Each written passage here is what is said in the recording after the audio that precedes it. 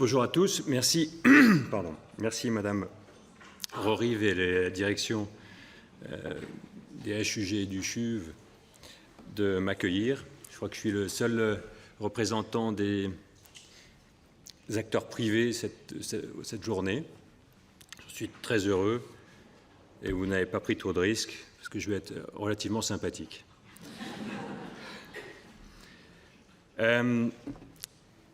Je ne sais pas si je peux lancer ma...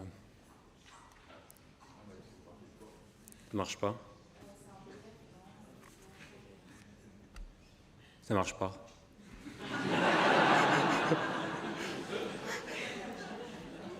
Bon. Vous voyez, c'est...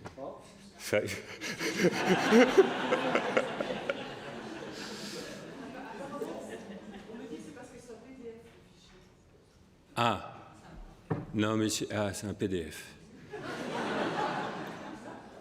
Mais dans le privé, on fait que du PDF.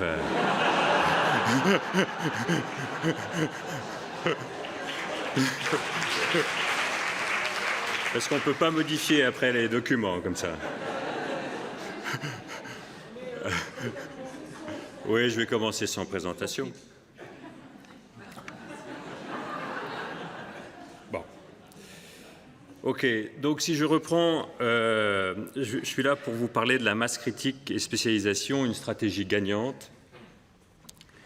Et je vais revenir un petit peu en introduction à ce qui s'est passé en 2010, 2011, 2012, avant notre 11 septembre hospitalier, avant le cataclysme annoncé.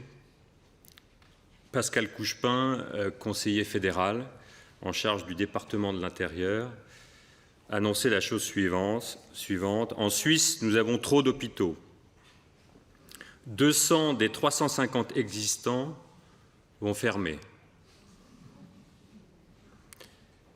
Alors, c'est le genre d'affirmation qui a fait un petit peu courir des rumeurs, qui ont généré beaucoup de peur, de stress pour tous les acteurs, particulièrement chez les privés, qui ne bénéficient pas du protectorat. Je n'ai pas dit protectionnisme, j'ai dit protectorat de l'État.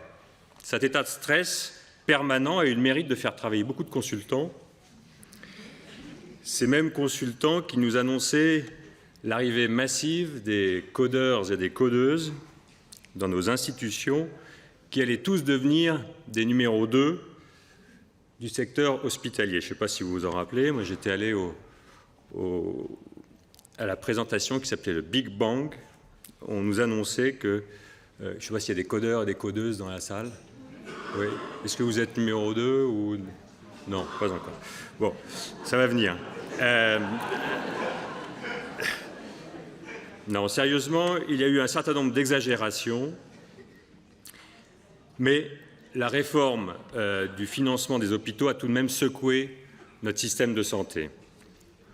Des nouveaux mots ont été employés, l'efficience, la flexibilité entrepreneuriale, la concurrence, le marketing, la stratégie hospitalière, sujet qui nous intéresse aujourd'hui.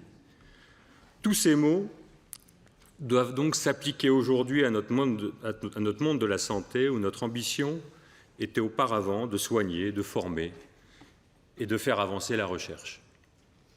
Oui, mesdames et messieurs, les HUG changent de logo et cela devient un événement. Avec des couleurs modernes et dans le vent, si proches de celles de la clinique des Grangettes,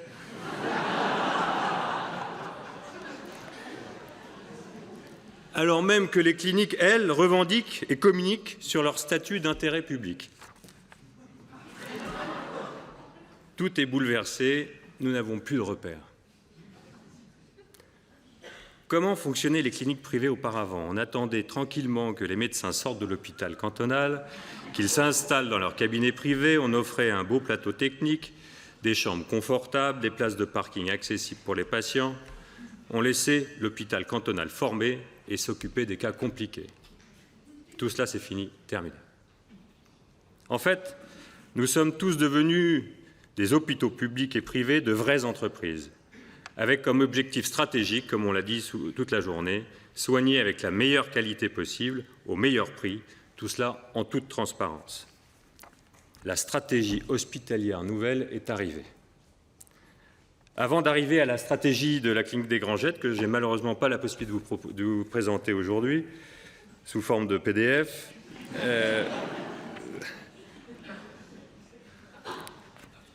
je ne vois même pas devant moi, donc j'ai rien du tout. Que s'est-il passé exactement? Moi, je comptais sur ça.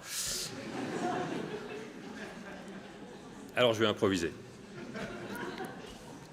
Qu'est-ce qui s'est passé en 2012? On s'en rappelle tous.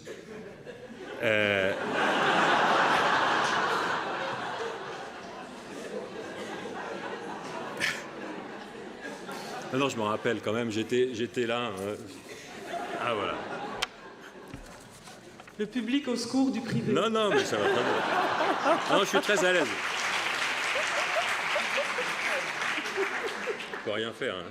D'ailleurs, j'ai toujours dit, hein, si on n'a pas de service public fort, les cliniques privées ne survivront pas.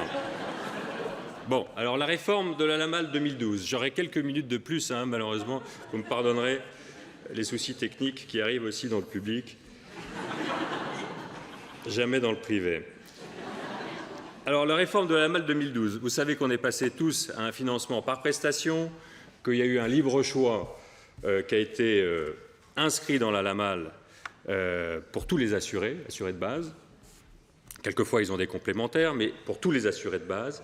Une rémunération par l'assurance de base et le canton de résidence. Une planification cantonale de la couverture des soins. Ça, c'était la grande réforme. Et l'amélioration des données statistiques, bien sûr, avec l'introduction des Swiss DRG. C'est assez amusant de s'apercevoir comment les cantons ont appliqué cette réforme. Il y a eu bien évidemment les cantons romans et les cantons suisses-allemands. Et les cantons romans ont plutôt agi sur l'hyperplanification et les cantons suisses-allemands plutôt sur la concurrence et le libre choix. Et c'est vrai que cette loi est interprétable de deux manières différentes. C'est-à-dire qu'il y a le côté gauche du Parlement et le côté droit du Parlement. Ils sont arrivés à un consensus tout à fait helvétique en se disant on va mettre un bout de planification, un bout de concurrence, et puis tout ira bien, sauf qu'il y a une interprétation différente dans un canton et dans l'autre. Merci beaucoup. Alors, on recommence. Vous voyez, j'avais fait... Ah oui, je ne peux pas, du coup, passer de... Ah, voilà. C'est vous qui faites? Alors, allez-y, revenez en arrière. Voilà, ça, c'était la première slide, le Big Bang annoncé. Deuxième slide, s'il vous plaît. La réforme de la LAMAL, j'ai dit tout juste, avec un double objectif, bien entendu, la maîtrise des coûts, on l'a vu, avec une introduction de la concurrence, et plus de qualité. Quelles sont les orientations stratégiques qui ont été fixées par la clinique des Grangettes, que je représente, en cohérence avec cette réforme de 2012? Eh bien, la première chose, c'est une implication plus forte du corps médical. Ça, c'était la première orientation stratégique, pour une raison relativement simple. Un, on s'entend bien avec les médecins en général, on aime bien ce partenariat. Deux, c'est eux qui sont en contact, c'est vous qui êtes en contact direct avec les sociétés médicales qui sont en train d'organiser la médecine du futur et qui sont en train de fixer un certain nombre de règles et de principes, notamment dans les masses critiques à obtenir ou à exercer par médecin et par site. Et c'est extrêmement important pour nous d'être en connexion directe en tant que gestionnaire avec ce qui est en train de se faire dans ces sociétés médicales. Et ces informations nous aident à anticiper quelquefois certaines décisions. Et je crois qu'il y a des assureurs, hein, je n'ai pas du tout de problème avec eux. Je crois que c'est mieux que ce soit les sociétés médicales qui fixent et qui donnent le ton plutôt que certains assureurs bienveillants. La deuxième axe stratégique, c'est bien sûr développer nos pôles d'excellence. Ça, c'est un terme très marketing, mais c'est quoi? C'est faire et continuer à faire ce que l'on sait faire. Et ça, c'est nous concentrer sur ce que nous savons faire, monter les volumes dans nos domaines de prédilection, c'est un terme assez simple, assez générique, mais il faut le faire. Nous avons décidé de nous concentrer sur nos domaines d'expertise historique et d'augmenter nos volumes dans ce que nous savons faire de manière excellente, on le souhaite. Et d'écarter, bien évidemment, ce qu'on fait moins. Et ça, c'est plus difficile. Développer ce qu'on sait bien faire, c'est bien, on sait recruter, on crée des plateformes pluridisciplinaires. Arrêter ce qu'on sait moins bien faire ou les volumes qui sont peut-être pas suffisants pour être accrédités à terme, ça c'est plus difficile. Si on prend 2 exemples chez nous, c'était l'ophtalmologie et la neurochirurgie qu'on faisait très peu, eh bien on a décidé d'arrêter. Alors ça crée quelques crispations au départ, puisqu'ils doivent trouver d'autres solutions, il y a des centres spécialisés qui existent, ben on les incite en bonne coopération avec les centres spécialisés, par exemple en ophtalmologie, on sait qu'il y a des centres qui sont hyper spécialisés, on essaye de s'accorder, de coopérer avec ces centres pour accompagner ces petits déménagements. Renforcer nos services hospitaliers, bien entendu, puisque quand on se spécialise, ben on augmente nos volumes, donc on a des cas plus compliqués, et on doit augmenter dans le secteur privé, et la clinique des Grangettes, c'est ce qu'on a fait, augmenter la sécurité, créer des soins intermédiaires, accentuer la présence médicale sur site dans nos domaines de prédilection. Et bien entendu, se lancer, ça c'est quelque chose d'assez nouveau dans nos hôpitaux, mais il faut savoir que 30% des hôpitaux suisses formateurs sont des cliniques privées, sont des hôpitaux privés. Et un axe aussi de développement, c'était la recherche et la formation, et on a insisté beaucoup sur cet axe-là. Et à partir du moment où on se spécialise, où on développe des pôles de compétences, on a aussi une responsabilité de former, de transmettre et de former la relève, ou de participer dans un premier temps à des formations souvent postgrades. J'ai 2 exemples, peut-être si vous êtes d'accord, à vous montrer. Alors voilà les résultats. Après, on passera aux exemples. Les résultats de ces développements de pôles d'excellence, ce choix stratégique de dire on fait et on se concentre sur ce qu'on sait faire. Le secteur mère-enfant a eu une augmentation de 15% entre 2014 et 2015. Là, c'est des décisions qui sont prises il y a déjà en 2011-2012, ces axes stratégiques. En cardiologie, plus 17%, en oncologie, plus 5%, et dans certaines chirurgies spécialisées, plus 16%. Donc, se concentrer sur ce qu'on sait faire fonctionne, nous donne une identité et permet d'attirer des forces médicales, souvent pluridisciplinaires dans certains domaines, qu'il faut qu'on arrive à des volumes suffisants. La suite étant les accréditations, qui sont souvent fixées, par exemple, pour le centre du sein, qui existe aussi à l'hôpital cantonal. On est en train de travailler sur la création en 2017 d'un centre du sein genevois, qui sera accrédité par la Ligue suisse contre le cancer. Et bien, cette spécialisation, en gynécologie notamment, en chirurgie spécialisée, nous a permis d'atteindre un certain nombre de volumes critiques, par exemple 125 cas par année, c'est l'exigence en termes opératoires pour être accrédité comme centre du sein, des approches pluridisciplinaires que vous connaissez tous, des guidelines et des résultats, bien sûr, puisque aujourd'hui, ces accréditations nous permettent d'être jugés sur nos résultats, les résultats en termes de traitement, bien entendu.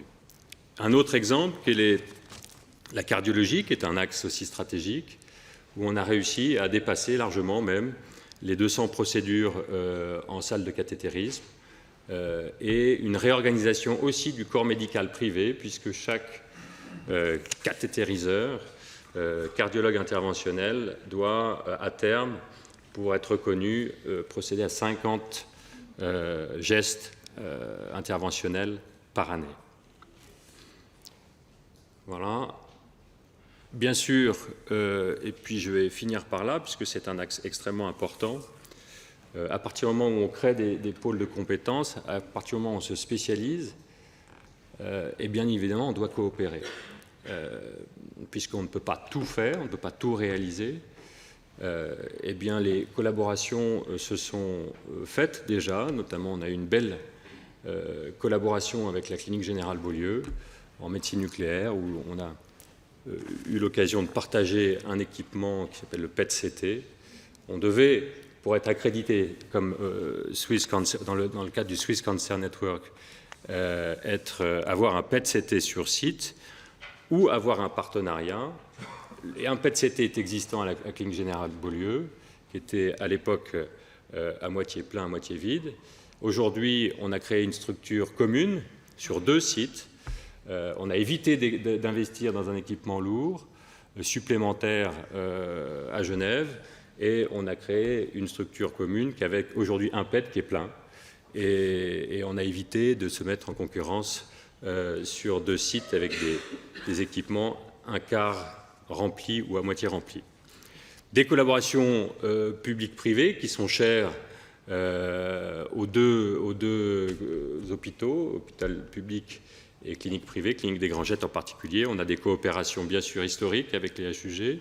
On tente de les faire. C'est vrai que dans une configuration concurrentielle nouvelle depuis 2012, c'est un petit peu plus compliqué, mais on va y arriver. Il suffit d'en avoir la volonté, aussi bien dans le partage d'équipements, dans la mise à disposition de matériel, dans des mises à disposition d'experts, de médecins. C'est que le réseau d'urgence est un des grands succès. Le réseau d'urgence Genevois est un des grands succès de collaboration publique-privée.